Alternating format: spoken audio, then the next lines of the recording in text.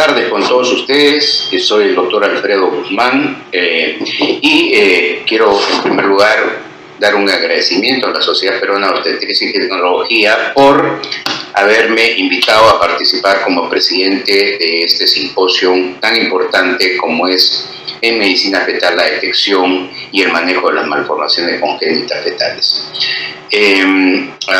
Vamos a tener como moderador a un especialista en medicina fetal y los conferencistas son tres muy conocidos especialistas y que son expertos en el tema. Yo quiero nada más para las nuevas generaciones de colegas y especialistas dar una pequeña introducción. Me van a permitir que comparta mi pantalla y a ver.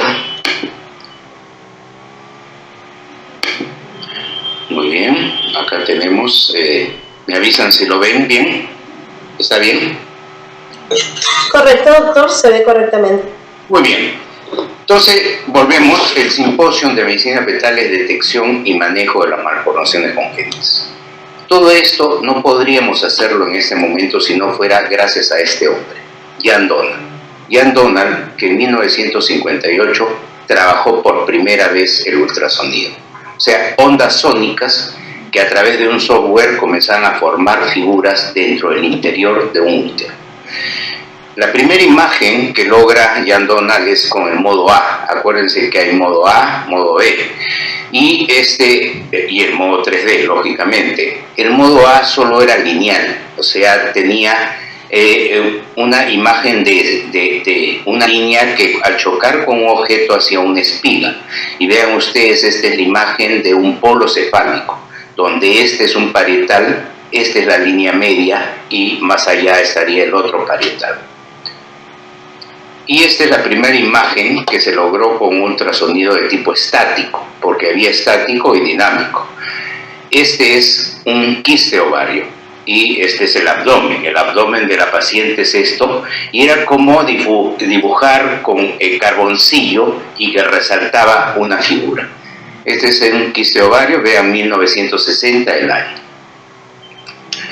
Este es un equipo estático, este es el que yo comencé a usar en 1976-75 en Zurich, ¿no? Y teníamos un equipo, era un vidozón, ¿no? Y formaba ya este tipo de polo cefálico, ya se veía una forma mejor, y teníamos un equipo dinámico también, ¿no? Que era uno era con una tina de agua. Esta es la tina de agua que se corría sobre el abdomen de la paciente. Era un aparato muy pesado y por eso tenía como unos carros, y se veía en forma dinámica, y este era el de tipo estático, y este sería el carboncillo, digamos, con que se pintaba la imagen de la paciente. Nosotros trajimos un equipo en 1978 a la clínica Maison de Santé. El ministro de ese entonces, Uriel García, lo inauguró, y este era el equipo. Eran pantallas verdes en ese tiempo, ¿no? Y luego la ecografía ha ido evolucionando, mostrándonos lógicamente toda la anatomía fetal, cada vez los equipos con mayor resolución, y luego aparecieron otros aspectos de la ecografía como el Doppler Color, que nos permitía ya ver los vasos y ver, digamos, la dinámica y sobre todo medir la pulsatividad o la resistencia de estos vasos y hacer unas ondas también, lógicamente. Y luego y esto nos permitía, por ejemplo, visualizar esta circular de cordón, que es de mi hija, que tenía ahí yo diagnostiqué una doble circular de cordón, y esta es una triple circular de cordón, que fue al final en el parto vaginal, lógicamente, ¿no? Nos permite también ya comenzar en la detección de malformaciones congénitas, como la detección de una arteria umbilical única, y luego la aparición de los equipos actuales del 3D, y que nos permitía a nosotros también ver malformaciones como meningocele, ¿no? Entonces, realmente, si no fuera por la ecografía, no estaríamos ahora hablando sobre detección y manejo de malformaciones fetales. La ecografía nos cambió cómo veíamos la obstetricia en los años 60 o 70. Así que ahora permítanme salir de pantalla y presentarles a nuestro moderador, ¿no? Cierro esto también.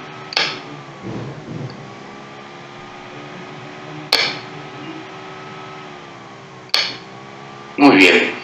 Y permítanme presentarles al doctor Mauricio La Rosa de los Ríos. Él se graduó en la Universidad Peruana Cayetano Heredia. Ha hecho la especialidad en ginecología y obstetricia en el Pennsylvania Hospital de la Universidad de Pensilvania, Filadelfia. Es su especialista en medicina materno-fetal de la Universidad de Texas Medical Branch, en Texas, lógicamente, docente de la Universidad Peruana Cayetano Heredia y de la Universidad de Texas Medical Branch, médico de medicina materno-fetal en la clínica angloamericana y miembro asociado de la Sociedad Peruana de Obstetricia y Ginecología. Doctor Mauricio La Rosa, bienvenido, y lo dejo a usted para que se encargue ya del manejo del simposio en general, presentando a los conferencistas. Adelante. Muchísimas gracias, doctor Guzmán. Muchísimas gracias a la Sociedad Peruana de Ginecología y Obstetricia por invitarme para la moderación de este simposio. Para mí es un placer estar aquí y compartir esta hora y media con los conferencistas que van a estar realizando las presentaciones.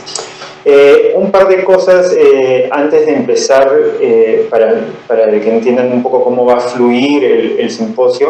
Voy a hacer la presentación de cada uno de los médicos. Los médicos van a hacer su presentación y luego de eso, luego de cada bloque se van a poder realizar las preguntas. Les voy a hacer la pregunta a cada uno de los médicos. Entonces, no vamos a esperar hasta las 3 presentaciones para hacer las preguntas, sino luego de cada una. Entonces, mientras se van dando las presentaciones, por favor vayan escribiendo sus preguntas al chat para poder hacerles las preguntas a los conferencistas justo luego de su presentación. El día de hoy vamos a tener 3 presentaciones por 3 grandes conferencistas. El simposio es de medicina fetal, como ya dijo el doctor Guzmán. Y la primera presentación va a estar a cargo del doctor Carlos Zavala Coca. Él va a hablar sobre la actualidad del diagnóstico prenatal en anomalías genéticas. Luego vamos a darle paso al doctor Moisés Guamán para hacer la presentación de manejo obstétrico de feto con patología congénita. Y finalmente el doctor Josué Zapata va a estar presentando neurosonografía en hemorragias de la línea media. La primera presentación, como ya dije, va a ser por el doctor Carlos Zavala Coca. Él es profesor principal de la Universidad Nacional Mayor de San Marcos, es fellow del American College of Obstetrics and Gynecology, es miembro titular y presidente del Comité de Asuntos Contenciosos y Medicina Legal del SPOC y es director gerente de Reprogenetics, SAC. Él va a estar dando la presentación de actualidad en el diagnóstico prenatal de anomalías genéticas. El doctor nos acaba de avisar que ha tenido un contratiempo, lamentablemente no va a poder estar luego para las preguntas, pero al final de su presentación ha dejado su correo electrónico para poder enviar ahí todas las preguntas que sean necesarias. Doy paso ahora a la presentación del doctor Zavala. Buenos días con todos ustedes. Me han encargado de dictarles el tema actualidad en el diagnóstico prenatal de anomalías genéticas. Primero, para señalarles, esta es una gran división de los tipos de enfermedades genéticas, se dividen en cromosómicas, génicas, multifactoriales, y la más rara que generalmente casi no vemos los ginecólogos es por herencia típica, donde está la impronta genómica, las enfermedades mitocondriales. El prototipo de las enfermedades cromosómicas es el síndrome de Down, pero existen alrededor de 1000. Las génicas se producen por la mutación de un solo gen, donde está, por ejemplo, la fibrosis quística, la condroplasia, pero existen alrededor de 7000. Las multifactoriales tiene que haber una mutación de varios genes y un factor ambiental donde está fisura labial, poliactilia, por ejemplo. Esta es una tabla que ustedes pueden observar que la elaboramos en el año 2013 con la doctora Michelena y la doctora Klein en el Instituto de Genética, que les permite a ustedes la puedan usar para poder identificar a los fetos que pudieran ser portadores de alguna alteración congénita. La Las gestantes, desde el punto de vista de hacerles un tamizaje, se le puede hacer una prueba libre de ADN en sangre materna, tienen los nombres comerciales ahí. Se le puede hacer un tamizaje bioquímico de screening prenatal, que ustedes lo conocen, y una ecografía genética que evalúa esos criterios o marcadores ecográficos que ustedes lo pueden ver en la lámina. Los tiempos han cambiado. Hace unos 20 años era al revés. Primero hacíamos pruebas invasivas y luego las no invasivas.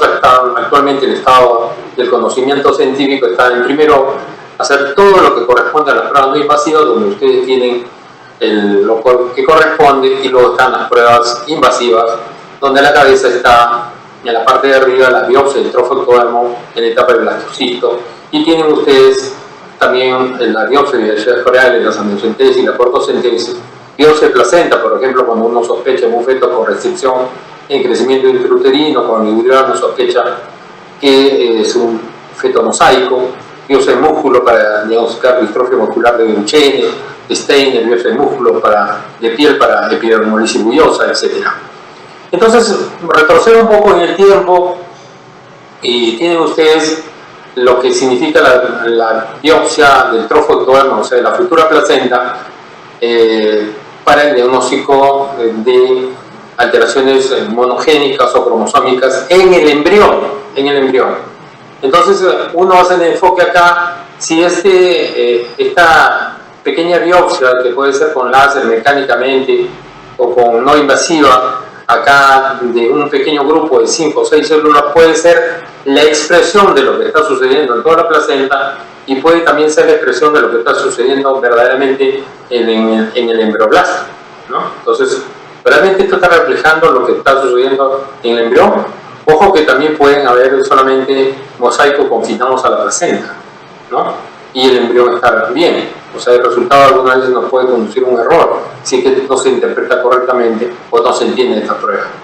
Adicionalmente, también han aparecido reportes de hace mucho tiempo en la autocorrección que puede sufrir el embrión. Por ejemplo, un embrión trisómico, existe lo que se llama el rescate trisómico, pulsa ese número adicional de cromosomas y al final sale un embrión o un feto normal, o un embrión que fue diagnosticado como una monosomía, por ejemplo un síndrome de Turner, monosomía líquida, al final sale una niña normal. Entonces, esto tiene que ser adecuadamente interpretado para transmitirlo a los pacientes. Luego están los procedimientos invasivos, donde ustedes conocen los marcadores, la HCG beta libre, la proteína plasmática asociada al embarazo, la alfa-fetoproteína, el estirol no conjugado y la inhibina A, cada uno con las características que ustedes lo ven ahí. Se saca una muestra de sangre, se correlaciona con la edad de la paciente, se pregunta si tiene diabetes, si fuma o no, qué edad gestacional tiene, y entonces un software hace la interpretación si esto está de acuerdo con una de las enfermedades genéticas que ustedes han visto en la lámina del lado derecho. ¿Qué hay con respecto al diagnóstico prenatal en células fetales circulantes en sangre materna? Tienen ustedes que se pueden estudiar linfocitos, células trofobláticas o estas pruebas de biología molecular que ustedes ven en el lado derecho. Lo que les puedo decir como conclusión de este tema de las células fetales en circulantes en sangre materna es que tiene una altísima sensibilidad y especificidad, alrededor del 99%, tanto para sensibilidad como para especificidad, y hay que utilizarlo fundamentalmente en los casos de alto riesgo, como tienen ustedes ahí, pero no debería ser indicado, por ejemplo, en los casos de bajo riesgo, como por ejemplo que la madre esté preocupada, la ansiedad materna, o por la recomendación del ginecólogo. Entro de lleno al tema para decirles acerca del screening genético preimplantacional, inicialmente confundido como PGD, diagnóstico genético preimplantacional, en el sentido siguiente, que actualmente esto se llama PGS Screening. Esto corresponde a también lo que actualmente se le llama el test genético preimplantacional, y la A es de aneuploide, con respecto al número, ¿no? Al número de cromosomas, ¿no? 23 pares de cromosomas. Son métodos genéticos para escribir anomalías cromosómicas en cada embrión y poder seleccionar los normales para transferirlos al útero de la mujer, mejorando la tasa de éxito. De manera diferente tienen ustedes el diagnóstico genético preimplantacional, ese es en lo que es verdaderamente el PGD, que el sinónimo vendría a ser el PGT-M, que sería el T genético preimplantacional de enfermedades monogénicas. Y acá tienen ustedes una larga lista de enfermedades monogénicas. Actualmente van alrededor de más de 300 enfermedades monogénicas que pueden ser detectadas con este PGT-M. No se olviden. Tienen el prototipo fibrosis quística, por ejemplo, la poliquistosis renal, la hemofilia, etc. Entonces estoy haciendo un recorrido en el tiempo acerca de cómo han ido evolucionando estas técnicas, ¿no? No solamente las técnicas, sino los equipos en los cuales se realiza esto. Y lo primero que apareció hace 15 años fue la hibridación in situ con fluorescencia, el FISH, fue la primera técnica molecular, pero se encontró que había una limitación en el número de cromosomas analizados. En realidad se detectaba 21, 13, 18, el X y el Y, pero también se logró avanzar hasta 10 u 11 cromosomas. Pero el problema es que había que comprar mayor número de sondas, se encarecía la técnica, y para la sonda había que comprar también un filtro para el microscopio de fluorescencia, entonces también encarecía el producto. Y había problemas con la hibridación específica, con la interpretación de la señal. Entonces los biólogos encargados algunas veces interpretaban que estaba normal y verdaderamente no podían identificar el error cromosómico por los problemas estos de la hibridización específica. Y cayó en desuso, fíjense ustedes, porque ya en el tiempo, ya no sé, por lo menos 15 años, ya no se biopsia en el tercer día en la etapa de mórula, sino se biopsia en el quinto día del trofoctodermo. Entonces, porque se estaban escapando los mosaicos. Y cayó en desuso para el screening genético el FISH, debido a que, como les decía, había una inadecuada interpretación de la señal, resultó ser un procedimiento bastante caro. Y acá les muestro a ustedes cómo se hacía el diagnóstico, por ejemplo, de trisomía 18, el síndrome de Edwards. Por ejemplo, acá la de color azul claro, celeste, tiene 1, 2, 3 sondas que eran coloreadas y se veían así las células en los casos de un feto portador de trisomía 18, síndrome de Edwards. En el lado derecho, cómo se interpretaban las señales para la trisomía 20. Pero FISH básicamente pasaba la historia y solamente quedó circunscrito actualmente para el diagnóstico y manejo, fíjense ustedes, porque es bueno para el pronóstico e incluso para el tratamiento a los cánceres hematológicos en los niños. Por ejemplo, en el INEM lo utilizan con bastante frecuencia. Pero para prenatal, para el estudio prenatal, FISH ya no se está utilizando. Este PCR también, que ustedes en la etapa de la pandemia lo han visto bastante, este PCR, el objetivo, fíjense ustedes, es amplificar la cadena de ADN para utilizar las siguientes pruebas que les voy a pasar a mencionar. Amplifica la cadena de ADN. Entonces, estos primers, ¿de acuerdo? Que el laboratorio mismo lo prepara, lo vende ya digamos, separado, tiene un costo determinado, o si no, el mismo laboratorio lo prepara. Por ejemplo, en el año 2003, cuando yo era R2 de genética en Cayetano Heredia, el tiempo me dediqué como 3 meses con mis tutores acerca de poder sintetizar el primers para el síndrome de Kifragi. Al final, luego de 3 meses no logramos hacerlo y quedó como una tesis de genética de especialidad trunca en una familia que le habíamos sacado la sangre, como 10 a 12 integrantes de la familia, muy conocida en la ciudad de Lima, como portadores de Kifragi. Pero esto generalmente, estos primers lo vende el laboratorio. Luego del FISH apareció la hibridación genómica comparada y la array CGH, que fue la primera tecnología precisa y rápida para el PGS, porque nos daba la información en 12-24 horas y se redujo el costo por paciente debido que se evaluaban embriones en quinto día y de muestras procesadas simultáneamente y analiza los 24 cromosomas diferenciando el X y el Y. Esta es una figura que nos permite ver con un estudio de bioinformática acerca de la ganancia de ADN o la pérdida de ADN, y porque va comparando las hebras de esta molécula para hacer la interpretación final. El array CGH también pasó y cayó en desuso, y luego pasó los SNP microarrays que utilizan esta pequeña lámina de vidrio que está debidamente marcada, y también lo que está marcado y secuenciado es los nucleótidos que van a ser analizados, y también se utiliza un software con MicroArray para poder hacer el análisis final.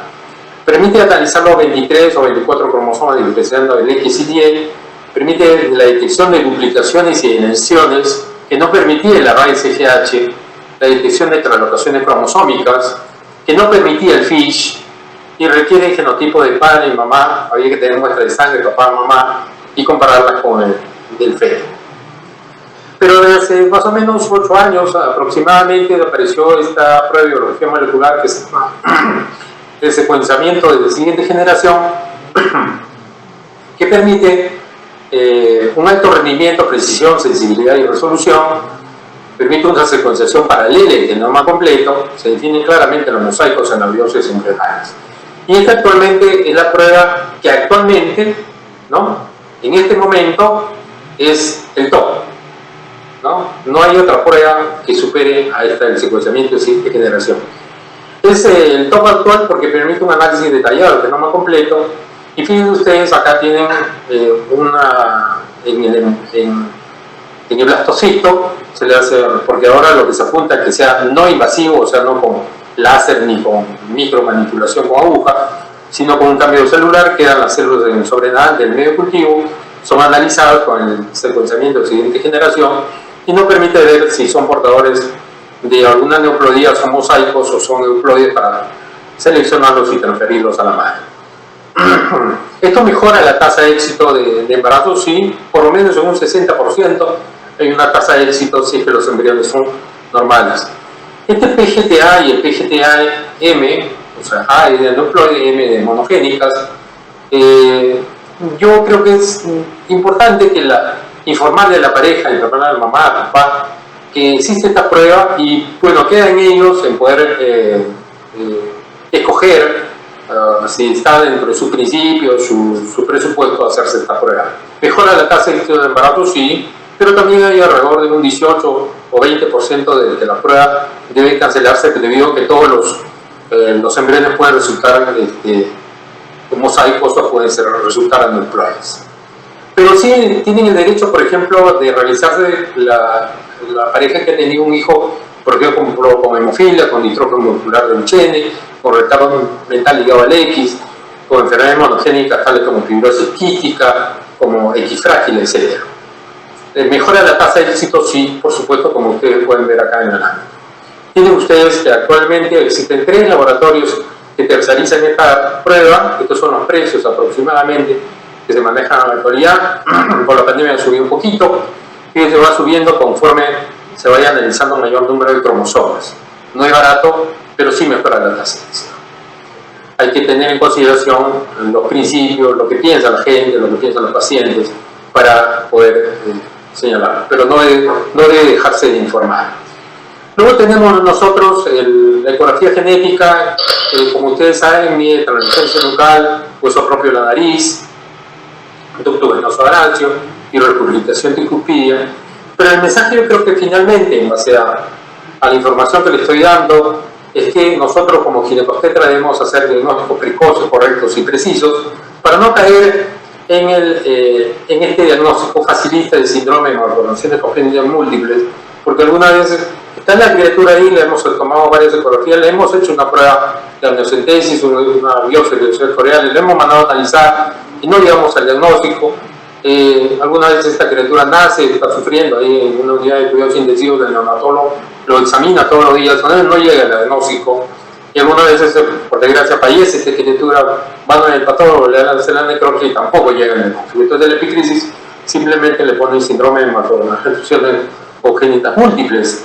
Pero entonces, ¿qué cosa le vamos a decir a la familia cuando nos pregunta, a la mamá, a la papá, dice, doctor, ¿y cuál es la posibilidad que se vuelva a presentar esta enfermedad? Por ejemplo, dice, mi hijito tuvo el que se falleció, tenía un cel exumital, tenía un falocel, tenía riñón de poliquístico, tenía polidactilia, no sé qué cosa habrá sido, ¿no? Sí, este síndrome que se llama el síndrome Meckel-Gruber, que fue escrito por estos doctores hace más de 80 años, sí se produce con una mutación génica a nivel del brazo largo del cromosoma 17 y es autosómico recesivo, o sea que la probabilidad que se repita en un siguiente embarazo es del 25%, 1 en 4. Entonces es totalmente diferente de decirle que no sé. Si no lo sabes, puedes utilizar estos modelos inteligentes, estos software inteligentes, que es el OMIN, el Oxford Medical Database y el POSUM, que es un software de origen australiano, y para desgracias esqueléticas, el REMS. Bueno, muchas gracias por su atención. Para decirles simplemente que el gol estándar a la actualidad es el cariotipo, ¿sí? Ninguna prueba de biología molecular lo ha superado. Al final, cuando sale un trastorno de este tipo, por esta prueba de biología molecular cuyo top a la actualidad es NGS, al final recomiendan hacer el cariotipo. Bueno, espero haber resuelto sus dudas. Cualquier tipo de preguntas me las hacen saber. Muchas gracias.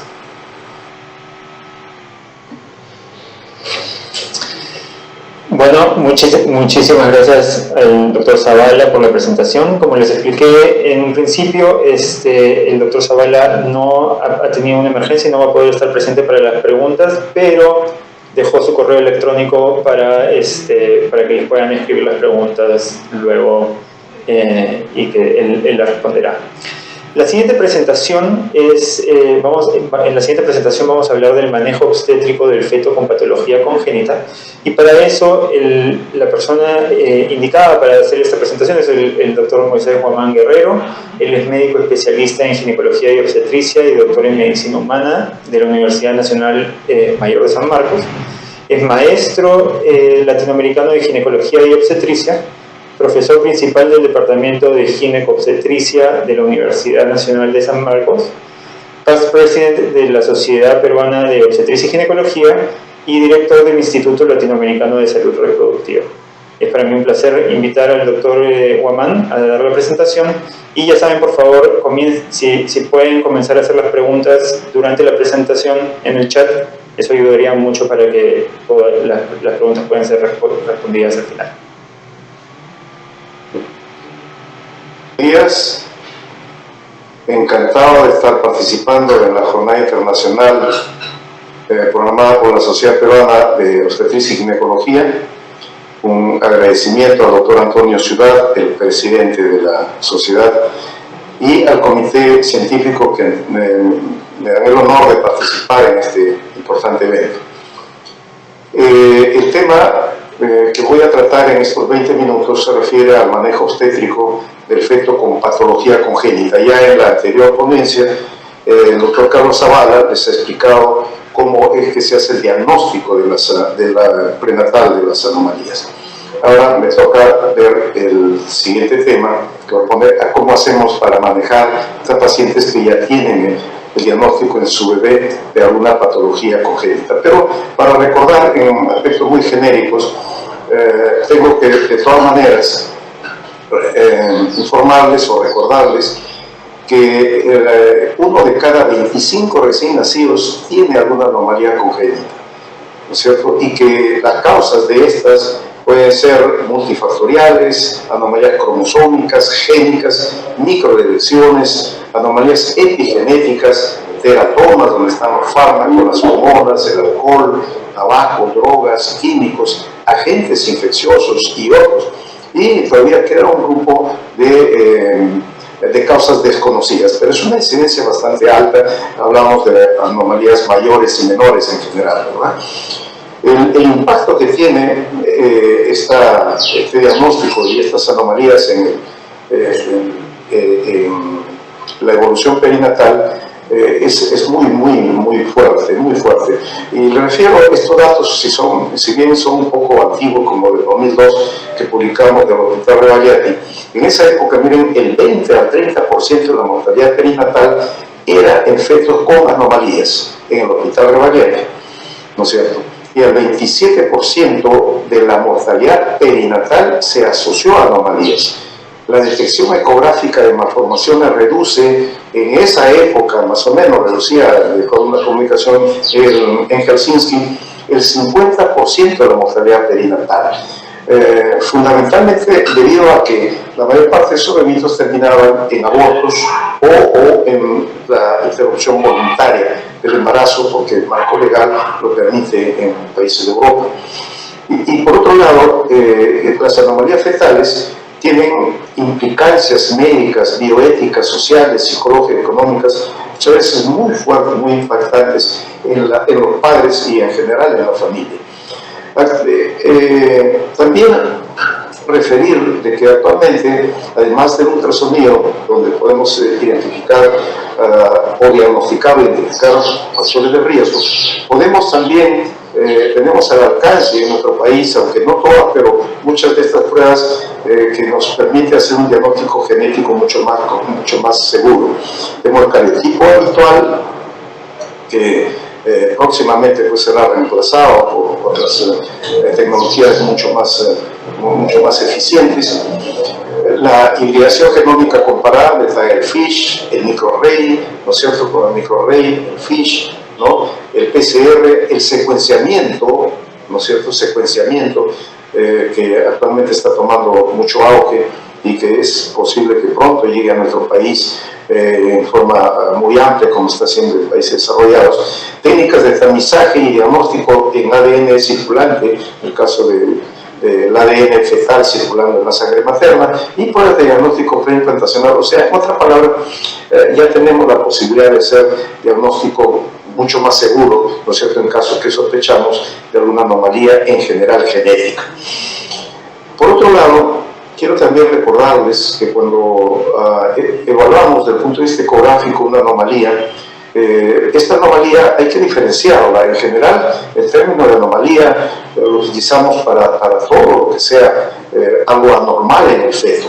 Y esas anomalías pueden ser malformaciones, pueden ser deformidades, rupturas, displasias, que necesitamos diferenciarlas, porque de acuerdo a eso tendremos que investigar la etiología y sobre todo nos va a significar en este tema el manejo que podemos tener en la gestante.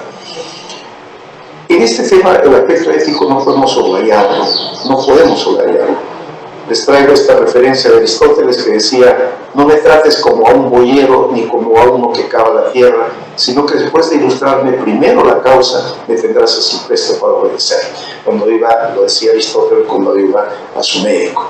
Es importantísimo la parte ética.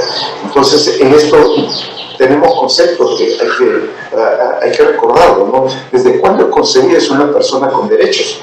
Depende de cada país, lógicamente. Importancia de los derechos del feto en relación a los de la madre. ¿Qué es calidad de vida para los padres y para la sociedad? Hay por lo menos 2 pacientes y puede presentar un conflicto de intereses. El feto no puede expresar sus deseos y la opinión y decisión de informar a los padres dependerá mucho de nosotros, dependerá mucho de la información multidisciplinaria que le podemos dar para tomar una decisión. Miren expresiones de los propios pacientes. El embarazo es una época de ilusiones y proyectos, un tiempo para hacer planes de futuro junto a nuestro esperado bebé, de incógnitas sobre su aspecto, su parecido, su carácter, sus sueños. Los padres que reciben esta terrible noticia cuando hay una anomalía se debaten entre la confusión y el más profundo dolor, siendo habitual que se hallen en estado de shock, preguntándose por qué les ha sucedido y qué podrían haber hecho para evitarlo.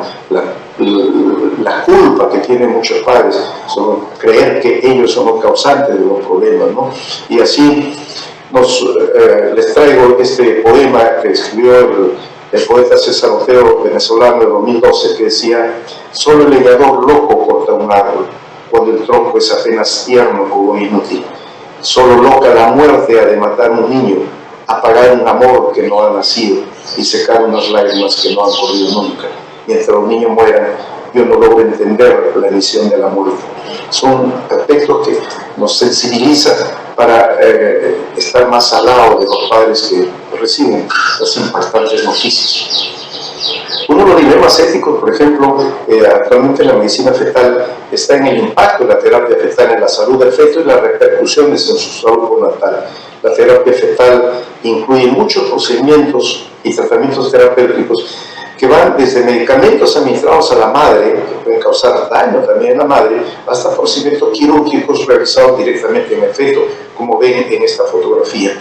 En este escenario surge otra interrogante ética. ¿Debe someterse al feto a un tratamiento aún considerado experimental y con una elevada posibilidad de complicaciones maternas y fetales? Pero la alternativa a esta pregunta no deja de ser un dilema ético también importante. ¿Debe dejarse la enfermedad que evolucione a formas más graves e irreversibles, o es que podemos hacer tratamiento intrauterino? ¿Qué beneficios nos va a tener el diagnóstico prenatal? Planificar el parto, la vía, el momento, el lugar, permite el tratamiento prenatal, como puede ser médico o quirúrgico, mejora el pronóstico fetal y del recién nacido, planificar el manejo postnatal de acuerdo a la patología que tenga el feto y la posibilidad de interrumpir el embarazo también. Y tenemos que hacer investigación sobre el costo-beneficio, costo-eficacia de estos procedimientos, porque son diferentes en países desarrollados y en los nuestros. ¿Qué requisitos debe tener un caso de esta patología, ¿no es cierto?, para plantear la posibilidad de manejo obstétrico? Y primero, que el diagnóstico prenatal tiene que ser seguro de la normalidad fetal, y para eso la ecografía es la herramienta más importante. Podemos recurrir a la resonancia magnética fetal en los casos necesarios, laboratorio especializado, como hemos visto, pruebas genéticas que son muy importantes, etc. Tener un diagnóstico seguro y descartar anomalías genéticas, cromosómicas o génicas. Es nuestra responsabilidad, salvo que los padres no lo deseen, porque hay papás que no quieren hacerlo. La identificación de otras causas de anomalías, por ejemplo, teratógenos, hay infecciones de promedio, problemas maternos que pueden repercutir, ¿cierto?, en el desarrollo estructural de ese feto, considerar los factores de riesgo propios de la gestante, qué va a influir en la embarazada, ¿no es cierto?, el manejo de ese bebito. Conocimiento seguro del pronóstico, esto es importantísimo, saber cuál es el pronóstico de ese feto con anomalías, pronóstico neonatal y en el futuro, qué va a pasar en el futuro, por ejemplo en espina bífida, qué va a pasar en el futuro. Asesoría multidisciplinaria a los padres, consentimiento informado para el manejo de los casos especiales, la posibilidad de manejo multidisciplinario de acuerdo a la patología fetal y o materna. Entonces, un marco importantísimo en el manejo de estas pacientes es como tener el diagnóstico de anomalías cromosómicas, que son las que peor pronóstico tienen, que la mayoría son letales y que son mucha preocupación por parte de los padres, porque la primera pregunta de la mamá, mi hijo tiene un síndrome Down, por ejemplo, usted me puede descartar que mi hijo no tiene un Down, cosas así que son derechos de los padres y que tenemos las herramientas para poder diagnosticarlas, que es fundamental para plantear la posibilidad de continuar un embarazo, ¿no es cierto?, hasta la culminación de este. ¿Qué implicancias y decisiones puede tener en la gestante que cursa con un feto con una anomalía? Recurrir al aborto o al parto ilegal. Es muy frecuente en nuestro medio. Limitaciones en el acceso al aborto terapéutico. Continuar el embarazo con las implicancias en su salud integral, física, social, mental. Limitaciones en el acceso a los servicios obstétricos de medicina fetal y neonatal que se requieren en estos casos. Las limitaciones en el acceso a la terapia fetal, médica o quirúrgica, y la ausencia de guías. No hay, si ustedes revisan las guías en nuestro país, no hay guías específicas que tengan que ver con el manejo obstétrico y fetal por parte de la madre, pero la gran mayoría de los abortos terapéuticos eran por causas fetales. Acá el cuadrito que presentaron, donde el riesgo de la salud física, mental, es lo más frecuente, ¿no? Y el año 2016 se publicó en la revista peruana de ginecobstetricia, el doctor Enrique Guevara, publicaron 53 casos de aborto terapéutico donde la mayor parte de los casos, alrededor más del 50% de los casos, era por anomalía cromosómica. Esto les informo porque como profesionales debemos dar opciones a los padres que afrontan diferente la situación esta, ¿no? Y tenemos posibilidades, ¿no es cierto? Y también recurro a esta diapositiva de la doctora Rondón, la psiquiatra que trabaja en el Instituto Materno Perinatal, donde nos resume el aspecto de la importancia de la salud mental como en el impacto de estas, en este caso, embarazadas con anomalías, y refiere una serie de testimonios de madres que luchan, ¿no es cierto?, porque les haga un aborto terapéutico, donde se evidencia la desinformación que hay, incluso por parte de los médicos, desinformación en relación a este tema. Y entonces, vamos, aparte del aborto terapéutico, que ya vemos que es una realidad en el país, que debería extenderse, ¿no es cierto?, a otros hospitales, vemos que cada patología fetal debe ser manejada desde el punto de vista obstétrico en forma individualizada. Por ejemplo, una trisomía 21. Este es un bebito que ya tenía, digamos, trisomía 21, ¿no es cierto? Además, una hipoplasia del corazón izquierdo, que es una de las patologías más frecuentes que diagnosticamos incluso desde el final de la primera mitad del embarazo. Entonces, estas son patologías que podrían ser asumidas por los padres. Hay padres que dicen, bueno, acepte esta situación, y algunos padres que no aceptan esto. La decisión de los padres es muy importante y tenemos que respetarlas. Pero si estamos frente a una trisomía 13, por ejemplo, como estos casos, realmente son fetos que no van a vivir. Son trisomías letales, como es la trisomía 18 también, por ejemplo, como este caso, ¿ve? Una trisomía 18, donde tiene que explicarse a los padres que son patologías que nunca no van a tener un pronóstico de vida, definitivamente, ¿no? Si es que no se ha perdido hasta ese momento. Pongo otro ejemplo de una monosomía X, por ejemplo, un fetipo hidrópico que tenía una cardiopatía importante, ¿no? Pero que podrían tener un mejor pronóstico, esta anomalía cromosómica, mejor pronóstico que las trisomías, por ejemplo, que son frecuentes en nuestro medio, ¿no? Y que la única forma de diagnosticarlo es a través del estudio de la vellosidad coriales entre 11 y 14 semanas, o el líquido amniótico después de las 16 semanas. Casos frecuentes como una fisura labial, por ejemplo, que si es unilateral, vamos orientando a los pacientes al tratamiento postnatal, o anomalías mucho más graves asociadas en este caso a una trisomía 18, o anomalías como esta, un Richard-Jones, por ejemplo. Entonces es necesario que tengamos un diagnóstico bien seguro, o de anomalías génicas, como en este caso, por ejemplo, anomalías seguras, para tener un manejo multidisciplinario, dar un consejo adecuado, en caso de un signo de la doble burbuja, en caso de una trisomía 21, por ejemplo, ¿no es cierto?, que puede ser operada, y dependiendo pues de la decisión de los padres. En caso de gastroquisis, ¿no es cierto?, un pequeño, un falocele de este bebito que tiene una trisomía 18, o este bebé que tiene un problema, está pegado a la pared uterina, probablemente por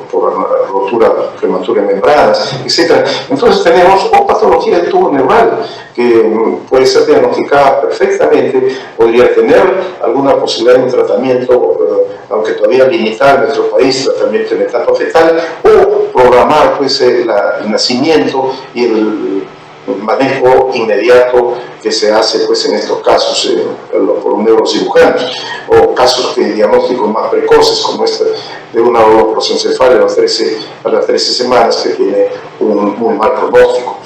Y así puedo referirle muchas patologías, en este caso el pulmón, por ejemplo, ¿no es cierto?, hidrops, un caso de una toxoplasmosis, por ejemplo, que tenemos un fetito con una hepatomegalia severa, que se trató a la madre muy bien informada por el manejo por los infectólogos, y la evolución fue excelente. El diagnóstico, el manejo de un caso de un teratoma sacrococcigio, que lo hacemos de cerca con el cirujano que va a operar esta criatura, hasta cuándo llevar el embarazo en cada caso, ¿no?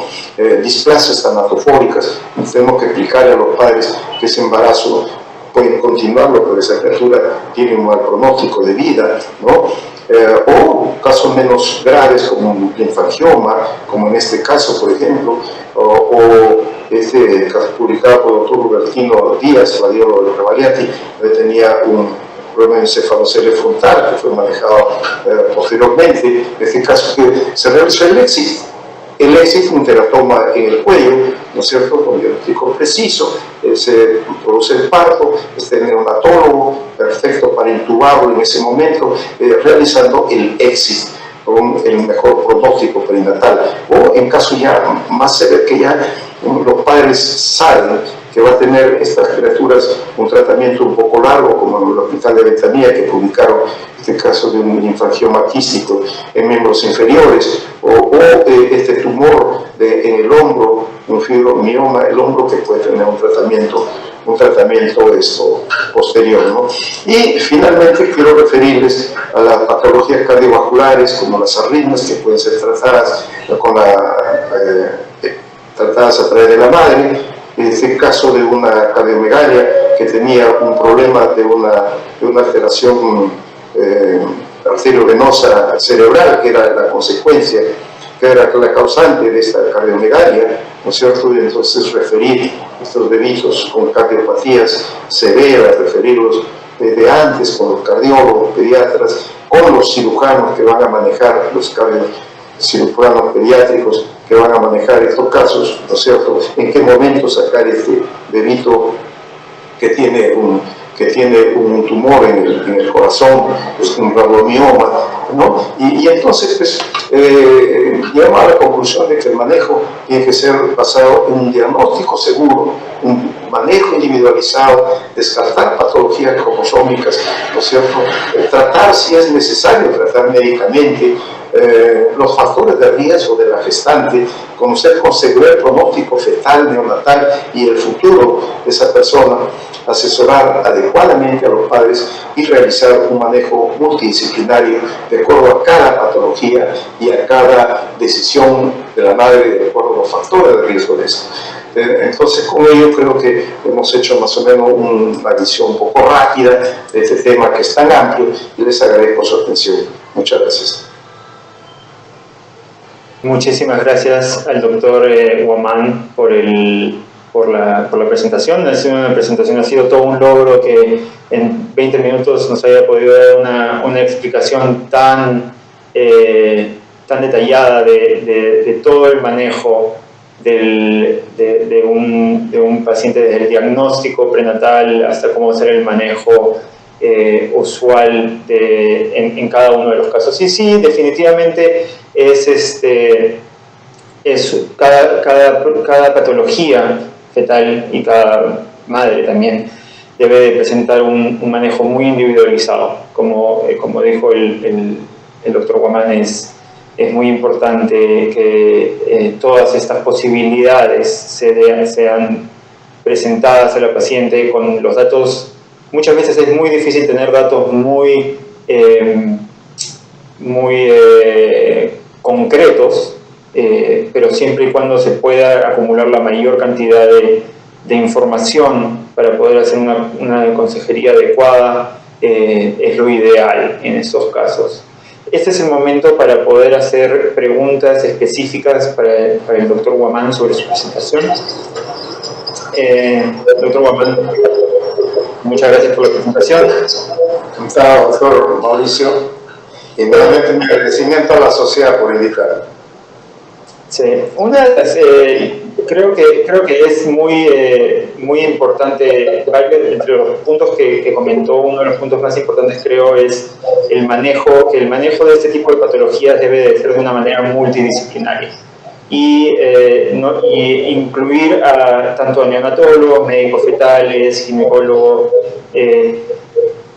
Al momento de hacer estas reuniones, ¿en qué tipo de patologías son las que usted ha encontrado que, por ejemplo, el uso de resonancia magnética tiene una mayor implicancia para poder aconsejar a la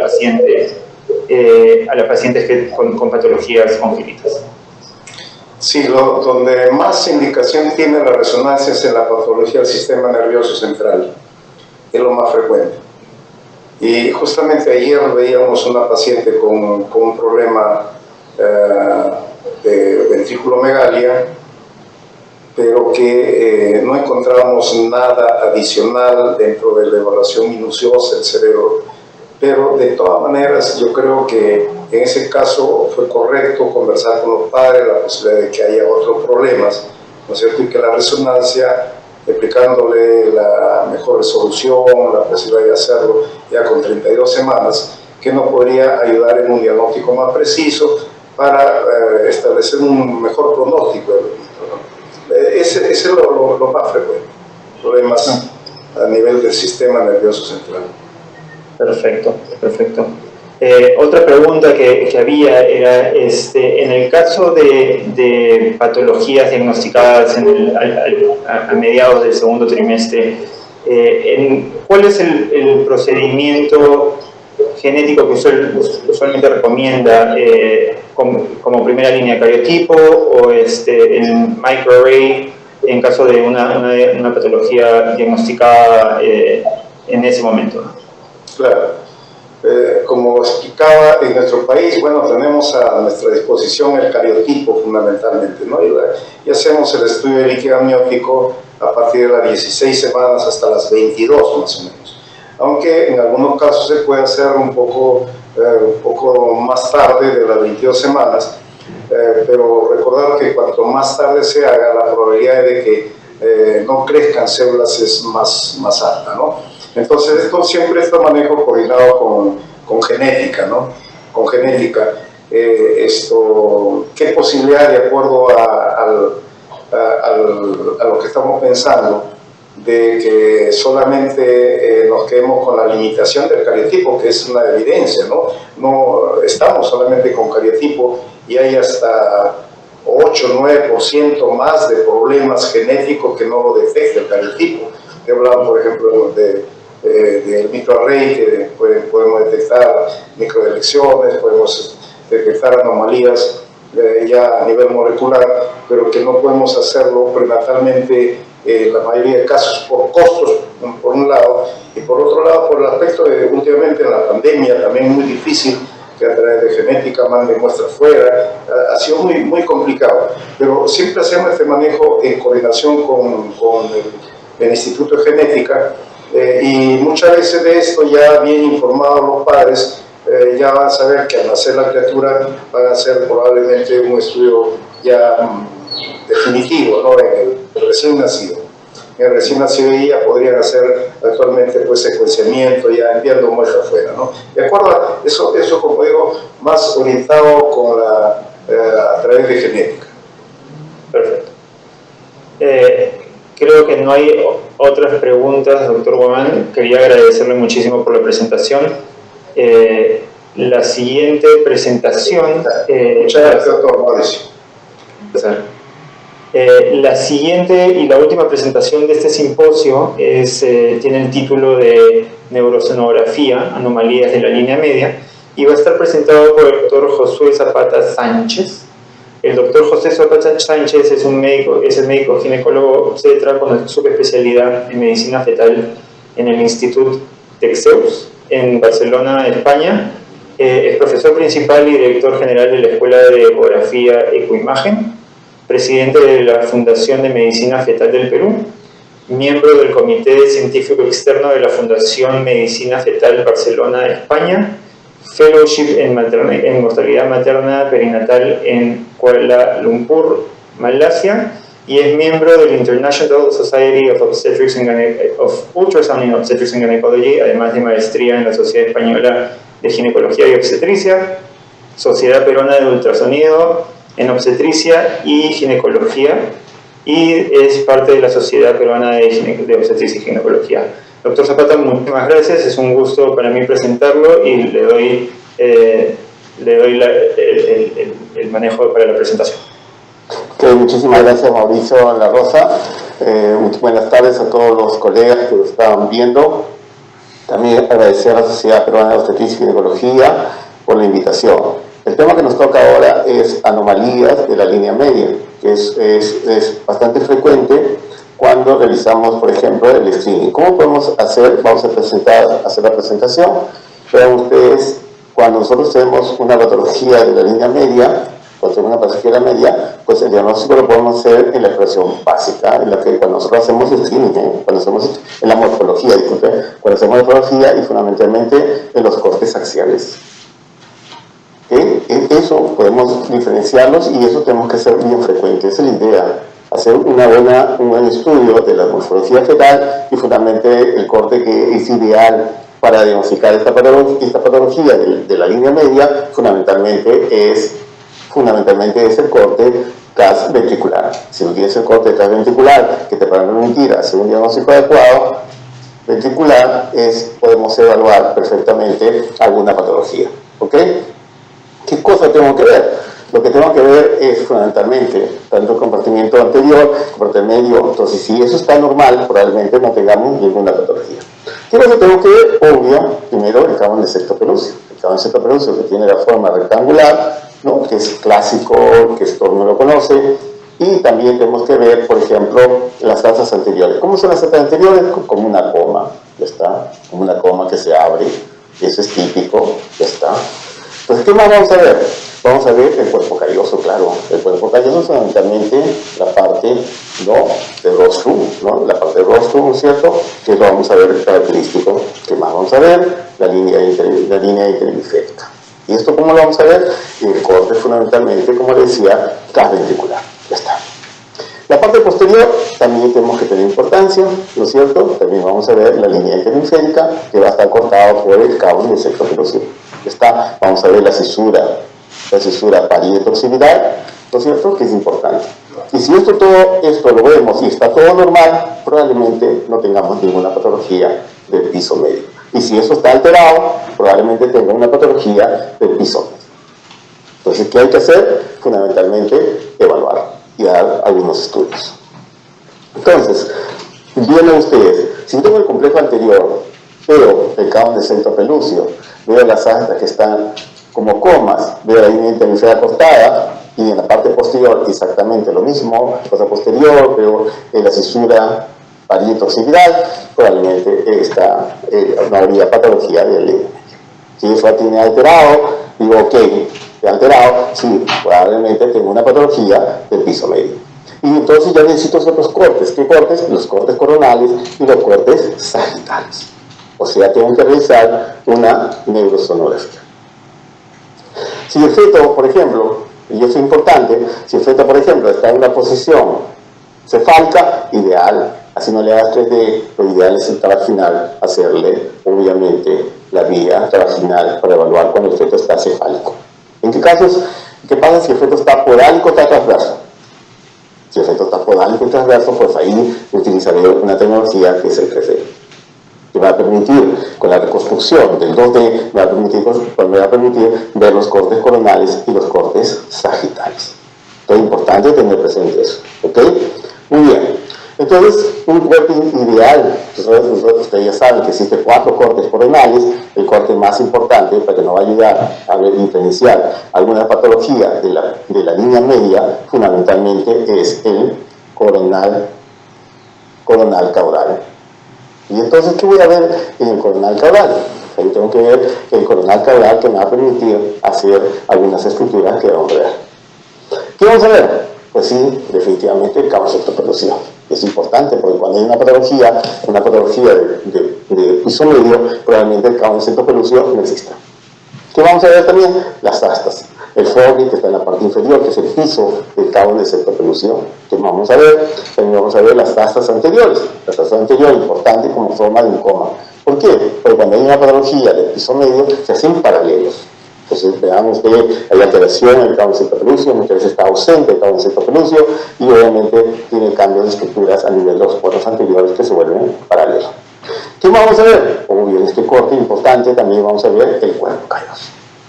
Que va unas fibras que van de un lado hacia el otro, que es importante, tanto en la parte motora y sensitiva que pasa, es muy importante el cuerpo calloso, comunica los dos hemisferios, que es súper importante. Y también vamos a ver una cisura, que es la cisura de Silvio. Entonces, viene esa estructura nos va a decir, probablemente nos va a ayudar al diagnóstico de patologías del piso medio. ¿Ok? Y el ideal, claro, el otro corte de medida es el sagital, ¿no? El sagital medio, claro, el sagital medio, que es importante, el sagital medio que me ayuda muchísimo, claro, el sagital medio. ¿Por qué? Porque ahí estoy viendo signos directos, ¿no es cierto? ¿Quién? Fundamentalmente ahí ideal, ¿no? ¿A quién? El cuerpo calloso, ¿no? El cuerpo calloso que lo veo súper bien, ¿ok? Y debajo de ello, ¿qué tengo que ver? ¿Qué es esto? El cabo de septo pelúceo. Y vemos otra estructura, vamos a ver otras estructuras muy importantes, ¿ok? Entonces vean ustedes que se ve muy bien, ¿qué cosa? El cuerpo calloso. ¿Okay? Entonces estructuras muy bien lo podemos evidenciar. ¿Qué vamos a ver? Debajo de ello ya está el cabo de septo pelúcio. Importante, también presente, ¿no? El vermis, ¿no es cierto? Para ver cuando hay una patología, ¿no es cierto? Que se altera el vermis, pero usualmente se mide la altura del vermis, que es importante, cuando yo tengo una patología, por ejemplo, y sospecho el piso medio. El fortis, ¿no es cierto? Que va a venir la parte anterior y se va a hacer. Y ¿qué más tengo? La cisura cingulada. La cisura cingulada, importantísimo, que va paralelo, ¿a quién? Va paralelo al cuerpo calloso. Pues cuando va paralelo al cuerpo calloso, importante, esa cisura singular es importante. Y van ustedes, cuando tengamos una patología del piso medio, como por ejemplo una agenesia parcial del cuerpo calloso o total del cuerpo calloso, para ustedes que todas estas estructuras se van a cambiar. Entonces vean ustedes, es importante, entonces tenemos conclusión. Yo puedo hacer screening, y puedo detallar patología del piso medio haciendo el corte cadventricular.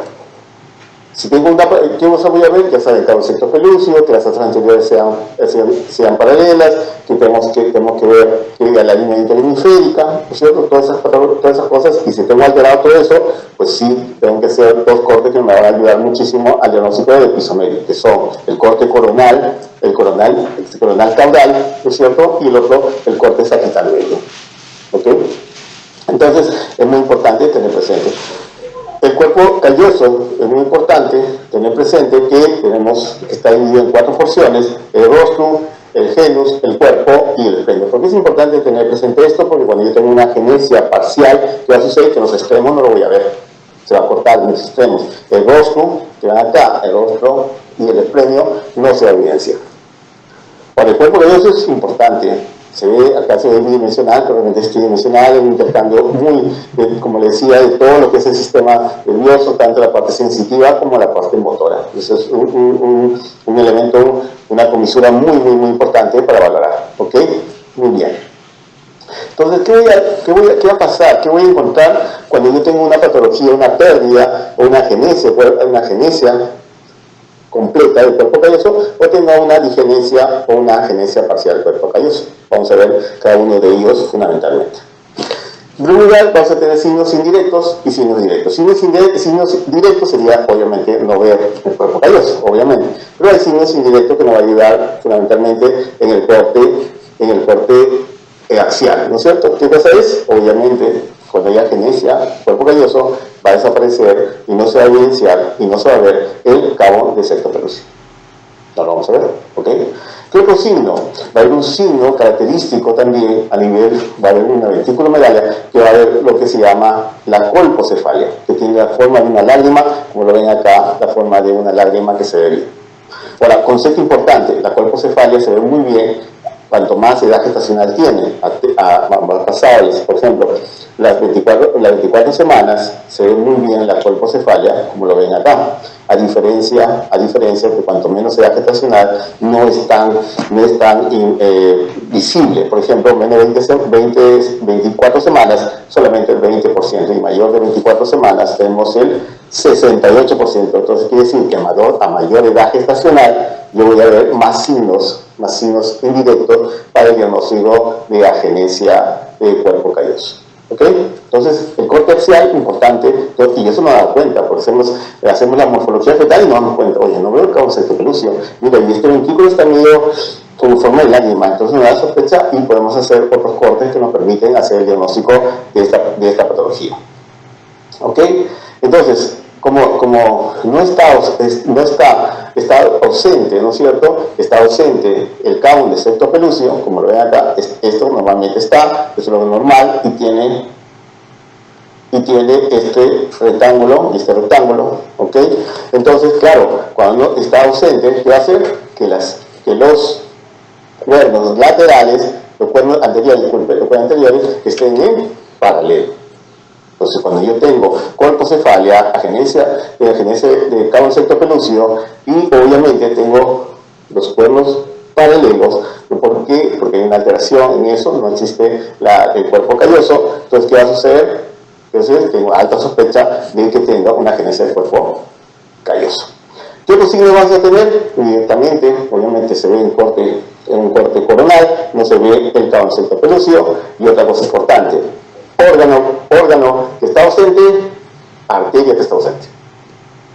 Por lo siguiente, si yo no tengo cuerpo calloso, entonces tampoco tengo la arteria que lo irriga. ¿Y cuál es la arteria que lo irriga? Es la arteria pericallosa. No tengo esta característica que lo envuelve, porque se va hacia arriba. No tengo la arteria pericallosa. ¿Ok? ¿Qué otro signo voy a ver? Fundamentalmente, una fisura. La fisura cingulada. Y acá es importante la fisura cingulada. No está la fisura cingulada. Entonces, ¿qué va a pasar? No tengo la fisura cingulada y obviamente las fisuras radiales van a caer las fisuras como en forma radial. ¿Ok? En forma radial. Entonces, esa es una forma indirecta. Y entonces, claro, y si yo no tengo, no voy a ver, y la forma directa que sería, obviamente, sería la forma directa, sería ¿qué cosa? La forma directa sería la ausencia, claro, del cuerpo calloso. Y nosotros vamos a tener la fisura cingulada, y si yo no tengo la fisura cingulada, las fisuras radiales van a ver, todas las fisuras se van a caer hacia abajo. Entonces vean ustedes qué importante tener eso. Entonces todo esto va a caer en forma radial. Y eso sucede porque yo no tengo la fisura cingulada, ¿ok? Tampoco veo en corte coronal el cabo insecto pelúcido, y entonces de forma directa tengo la ausencia del cuerpo calloso, ¿no es cierto? Y los surcos en disposición radial, ¿no? ¿Por qué? Porque no tengo, obviamente, la fisura cingulada. Entonces yo puedo hacer el diagnóstico así de agenesia completa del cuerpo calloso, ¿ok? Muy bien, entonces, pero ahora tenemos la digenesia o la agenesia parcial del cuerpo calloso.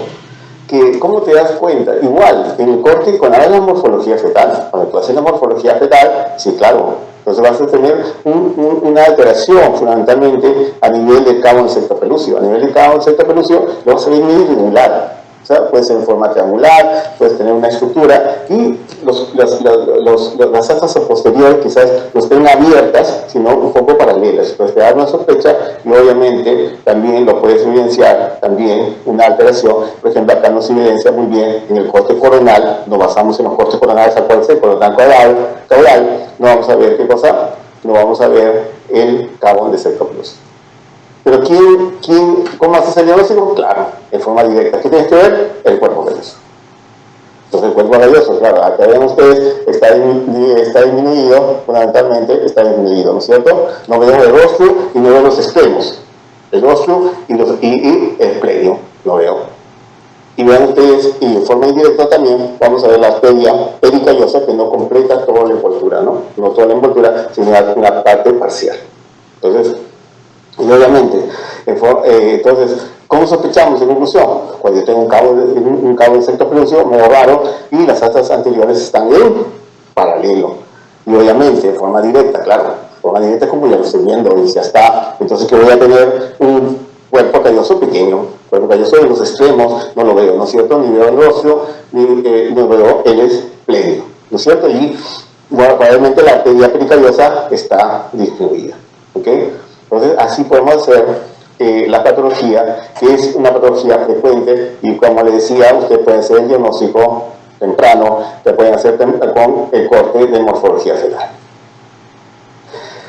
Pues, cuando tienes una patología del cuerpo calloso, sí, es que hacer, pues está asociado a muchas cosas, puede estar asociado a patología del sistema nervioso central, a otros órganos, puede estar asociado a anomalías genéticas, digenesia del cuerpo calloso, puede ser por un daño hipóxico, puede ser malformaciones de síndromes, puede estar asociado a muchos síndromes, ¿no es cierto? El de Making-Liver, recidivas, el acro calloso, hay muchas cosas, por lo cual hay que hacer una buena historia clínica, el estudio anatómico ecográfico, el array, que es muy importante. la serología, porque puede ser causas infecciosas, y definitivamente lo podemos correlacionar con la resonancia magnética, ¿no? Esto es importante, como le preguntaron antes, sí, la resonancia magnética en patología del sistema nervioso central va bastante bien, para correlacionar los hallazgos que tú has encontrado, porque una patología del piso medio siempre está asociado a dos cosas importantes que tienen que estar presentes. Uno es que a veces puede estar asociado a patologías de la corteza, y lo otro es a patologías de la cara, de la parte media de la cara. Entonces es importante tener presente todo esto. Y muchas veces hay un 15% que no se detecta, ya está. Y la resonancia lo correlacionas igualito, ¿no? La correlación es esta agenesia del cuerpo calloso, que vamos a tener alteraciones fundamentalmente de la cuerpocefalia, vamos a ver las características de cefalia, y se va a ver, y tienes una ventaja que, y eso es importante, es que, como le decía, cuando tienes una patología del piso medio, puedes tener una patología de la corteza, y por eso la resonancia te puede ayudar, la resonancia, a ver fundamentalmente la parte de la corteza. ¿Ok? Puede haber una displasia cortical, una lisencefalia o también unas heterotopias. Entonces es importante para complementar todos estos estudios, ¿ok? Cuando tienes una patología. ¿Ok? Muy bien. Importante es cuál es el pronóstico. Pues el pronóstico, porque claro, la paciente siempre te va a preguntar y dice, doctor, ya tengo una patología de piso medio, pero ahora ¿cuál es lo que tengo que hacer? ¿Qué tengo que hacer con este bebito? Pues importante sí, está asociado a muchas cosas, ¿eh? Claro, aislada el pronóstico es muy bueno. Si tienes una agenesia del cuerpo calloso aislada, es muy bueno. Pero lamentablemente la gran mayoría no está aislada. ¿Es cierto? La digenesia, obviamente la digenesia del cuerpo calloso también, pues hace ese agradecimiento del cuerpo calloso, y si no es aislada, el pronóstico es incierto. Entonces quiere decir que cuando yo esté asociado a otras patologías del cuerpo calloso, el pronóstico es muy incierto. Vean ustedes, realmente es cuando la agenesia del cuerpo calloso sea total o parcial, lo más importante es que si no está aislado el pronóstico es favorable. Si no está aislado, el pronóstico es desfavorable, disculpe. Si no es aislado, el pronóstico es desfavorable. En cambio, si es aislado, el pronóstico hay que hacer los controles natales, es importante, y si no encuentras nada, probablemente el pronóstico sea favorable en un 75 a 80%. ¿Ok? ¿Ok? Entonces, factor importante, las anomalías asociadas. La otra patología que es muy importante es cuando ya tú tienes también una ausencia de las paredes del cabo centropelucio. Tienes ausencia de estas paredes del cabo centropelucio, y eso hace que cuando está ausente las paredes del cabo centropelucio, los ventrículos se unen. Los ventrículos se unen y tienen una forma semilunar. Entonces es importante tenerlo presente, que eso yo lo puedo ver en un corte axial o un corte coronal, ¿no? Lo puedo ver tranquilamente, un corte axial, un corte coronal, puedo ver la parte del piso medio, donde vemos fundamentalmente, voy a ver los columnas deformes. ¿Ok? Muy importante. Entonces, importante tener presente esto cuando yo tengo ausencia de las paredes del cabo del septo pelúcido. Importante, puedo hacer probablemente diagnósticos diferenciales, o es una holoprosencefalia, o es una displasia septo-óptica, o es la característica importante, una agenesia del cabo del septo pelúcido aislada. Esas posibilidades lo tengo que valorar, y cada una de ellas puedo diferenciar. Pues holoprosencefalias, ¿no es cierto?, que pueden ser de diferentes tipos, que pueden ser desde la menos complicada, desde el lobar, y obviamente la que está totalmente dividida, que solamente hay un solo ventrículo, que es esa característica, un solo ventrículo, como lo ven acá, que los tálamos están fusionados, que es la holoprosencefalia de tipo alobar. ¿Ok? Importante, lobar. Después tenemos la semilobar, que probablemente está dividido en la parte posterior, y tenemos la lobar, que es la parte anterior. ¿Ok? Muy importante. Entonces, yo puedo tener diferentes pronósticos. ¿Ok? Entonces, como decía, cuando yo tengo una holoprosencefalia, sea lobar, semilobar o lobar, obviamente siempre aparece, cuando yo tengo una patología de la parte media del cerebro, probablemente está asociado a patología de la línea media facial, ¿no? Hipotelorismo, ciclopia, arritmia, pseudocefalia, la fisura labial, fisura palatina, y obviamente si encuentro alguna patología adicional, al que esté asociada, por ejemplo, patología cardíaca, podría estar viendo que podía ser una trisomía 13 o una trisomía 18, ¿no es cierto? Como ustedes saben, los fetos con cardiopatías, lo que tienen trisomía 18, el 99% tiene el 99% de los fetos con trisomía 18 tienen una cardiopatía y los de 13 aproximadamente el 90%. Entonces, si yo tengo una patología, una bolopronencefalia y encuentro una cardiopatía, pues claro, tengo una gran probabilidad de que esté asociado a una trisomía, fundamentalmente 13 o 18. ¿Ok?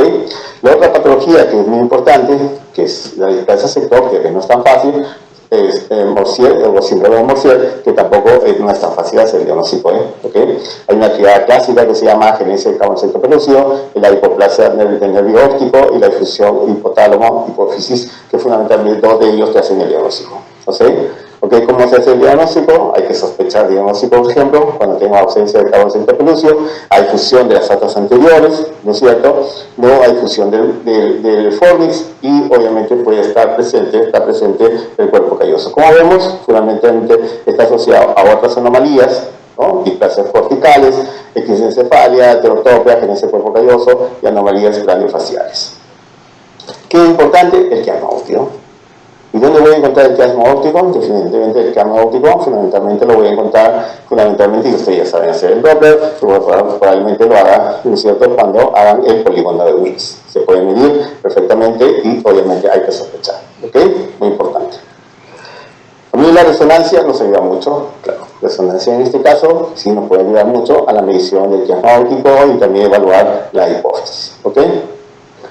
Entonces, ante la ausencia del cabo septo pelúcido, hay que hacer diagnóstico diferencial de holoprocefalia, displasia septo-óptica o una agenesia del cabo septo pelúcido aislada. ¿Okay?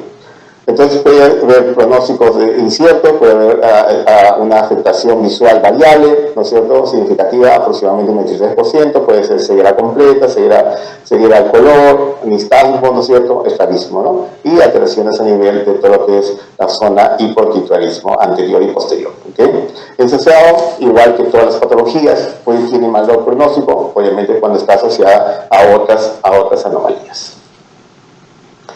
El manejo importante, y es igualito, hay que pedir un estudio de neurosonografía, ecografía fetal detallada, porque obviamente puede estar asociado, ecocardio, si por ejemplo se encuentra una patología, tiene todo el pronóstico y puede estar a tener alteraciones como trisomía 13 y 18. Genética, el array es importante porque está asociado a síndromes. ¿Okay?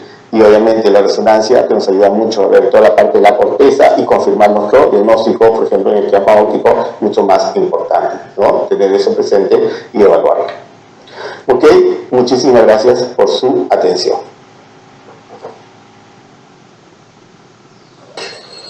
Doctor Zapata, muchísimas gracias por la presentación. En 20-25 minutos nos ha dado una explicación completa de neurosonografía y el diagnóstico de las anomalías de línea media. Tenía una de las preguntas que existía era, comentó sobre la resonancia magnética para el diagnóstico y para el descarte de otras patologías, sobre todo de patologías de corteza. ¿Hay una edad gestacional en donde usted usualmente recomienda que es ideal para esta evaluación una vez que ya es diagnosticado? Sí, mucho depende con qué resonador estás trabajando. Acá la clave es el resonador. O sea, si tienes un resonador de 3 Teslas, pues puedes hacer tempranamente la resonancia. Si tienes de 1.5 Teslas, que la mayoría lo tiene, pues lo harás a partir de la semana 30 o 32 semanas. Pero si tienes uno de 3 Teslas, sí, claro, de partir de la semana 24 se puede realizar la resonancia. Perfecto. La otra pregunta es el manejo una vez diagnosticado, por ejemplo, una agenesia del cuerpo calloso, el seguimiento ecográfico, usualmente, ¿cuáles son sus recomendaciones si el diagnóstico se hace entre la semana 20 y 22? ¿Cómo sabemos que es bien difícil poder dar un pronóstico y que es una de esas patologías que son muy difíciles de poder aconsejar a la paciente, pero ¿cuál es el seguimiento usual que le hace a estos pacientes cuando les recomienda regresar? Y Esa paciente normalmente lo controla cada 4 semanas. Ahora, como tú dices, Mauricio, es complicado porque al paciente lo que le interesa es saber si primero va a decir, si mi bebito va a tener secuelas postnatales. Es bastante difícil porque muchas veces la ecografía, como tú sabes, no se detecta al 100%, o sea, puede haber mucha malformación que en este momento no la vemos y que pueda presentarse posteriormente. Entonces es bastante complicado, pero sí, en estas pacientes hay que hacer un control cada 4 semanas, yo creo que es muy importante. sí, sí, y creo que es este tipo de patologías, sobre todo neurológicas, son muy difíciles de poder dar una consejería exacta o blanco y negro sobre el tema, porque muchas veces depende de muchas variables y cosas que aún no terminamos de comprender para el diagnóstico, ¿no? Doctor Zapata, muchísimas gracias, ha sido un placer escucharlo. Si no hay otras preguntas, creo que damos por finalizada su presentación. Muchísimas gracias. Sí, un placer, muchísimas gracias. Y ahora le doy el paso al doctor Guzmán para que cierre el simposio de medicina fetal. Gracias, Mauricio. Estamos llegando al término de este simposio. Un agradecimiento al doctor Mauricio La Rosa por la buena moderación, ¿no? Y además hemos cumplido con los tiempos. Y un agradecimiento a todos los expositores que han demostrado lógicamente la capacidad y conocimiento que tienen sobre el tema. Yo los invito, espero que ha sido revelante para todos los que nos han acompañado, y yo los invito a que sigan con el programa de este congreso de la Sociedad Peruana de Obstetricia y Ginecología. Que tengan todos muy buenas tardes y agradecimiento nuevamente a todos.